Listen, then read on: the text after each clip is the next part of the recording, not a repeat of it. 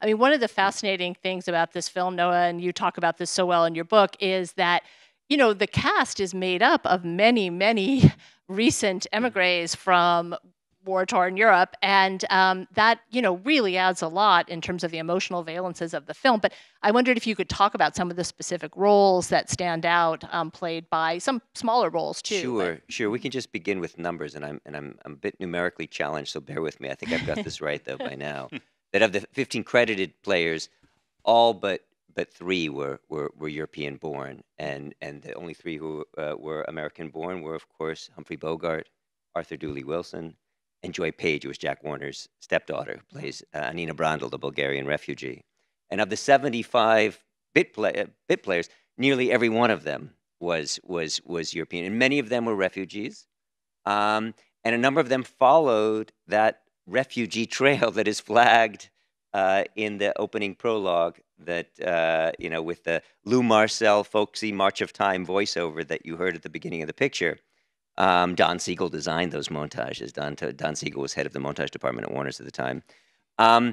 Just to give you one example, Marcel Dalio, who plays Émile de Croupier at Rix, he and his wife, the 19-year-old Madeleine Lebeau, who plays Yvonne, Rix on again, off again, par amour, where will you be tonight? Oh, that's so far ahead. I never make plans that far ahead, and so forth.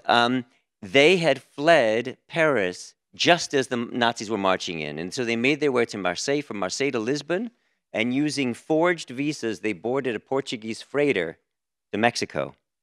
And from Mexico, they managed somehow to procure Canadian visas and cross the border to Hollywood. And that's just one story. There are many, many others. The technical advisor, Robert Eisner is his name, or Robert Eisner as he was called, on these shores.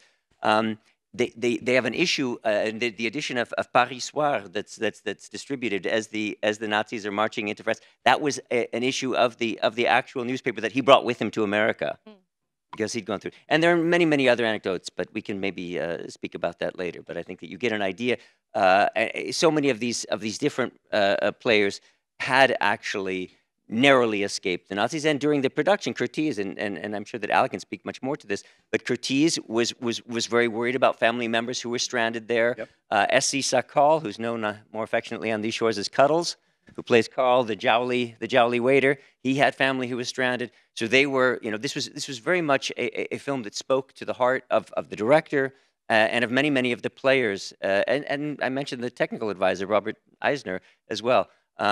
This was a story that meant a great deal to them.